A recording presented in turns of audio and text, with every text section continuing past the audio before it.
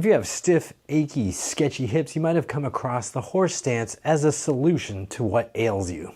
But if you're a total beginner, doing a deep horse stance in the middle of a room is going to be super challenging, and you're probably going to get a lot of things wrong. For most people with hip discomfort, this leads to heavily arching the lower back, or compensating in the other direction with your spine, or even just being unable to get to that wide starting position without feeling super unstable. So today I'm going to show you how to do a baby horse stance, which will help you build the requisite strength in your inner thighs, your legs, and in your butt for doing the full horse stance in the future. And all of that means your hips will be stronger, more flexible, and more resilient for the long run. So let's get into it.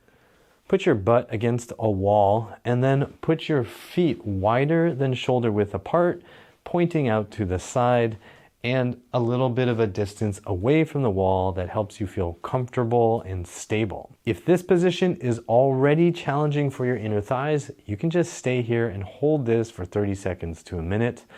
If you want more challenge, you can start to sink down towards the floor, paying attention to how your inner thighs feel. If it feels really weak and sketchy, don't go any further, just stay there and allow those muscles to learn how to work in this position.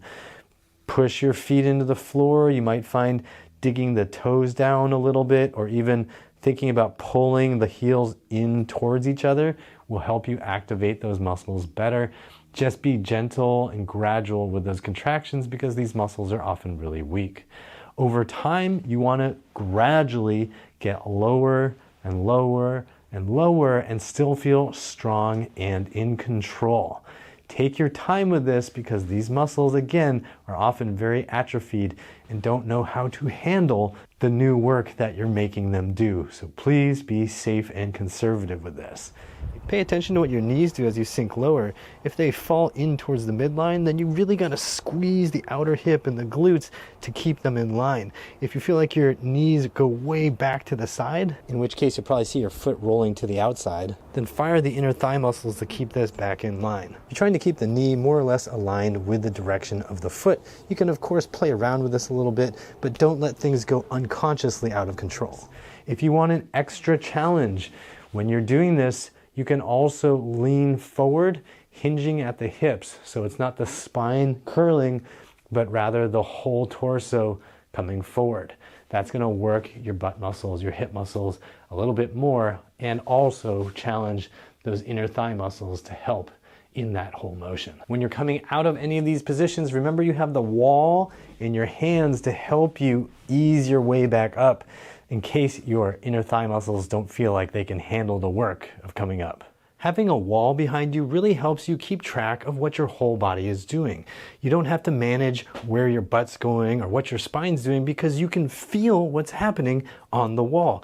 If your butt is trying to push back into the wall, it can't because the wall's not going to move. You can tell what your spine is doing if it's rounding because you have contact there. When you're trying to master any exercise or position, it's really helpful to limit the variables you have to manage when you first start.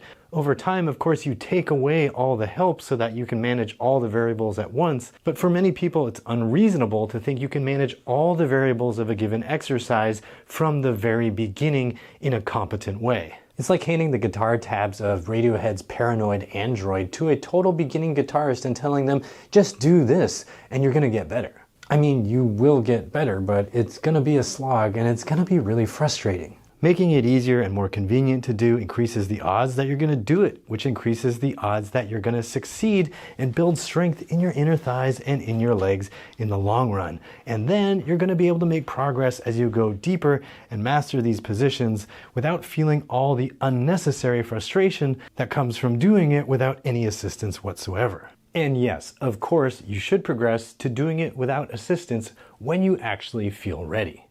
What's great is you can use this drill as a movement snack throughout the day. Spend a minute or two as a break from your work, and that's going to help your hips feel better at the end of the day. Some days you might feel like going nice and low is the right challenge, and some days you might feel like being a little bit higher is where you need to be. You can adjust based on how you feel on any given day, and some days, if you feel like you need rest, you can just take it off. And if you do decide to take a break one day from your baby horse stance, you want to consider having some other movement snacks ready for your hips. I have a full menu of nourishing movement snacks for your hips in the Healthy Hips program, and it's all part of a structured program to help you rebuild your hips at home so that they're stronger, more flexible, and more resilient for the long run. That program is linked down below, and while you're there, hit the like button, leave me a comment, subscribe, and as always, I hope you remember that pain sucks, life shouldn't.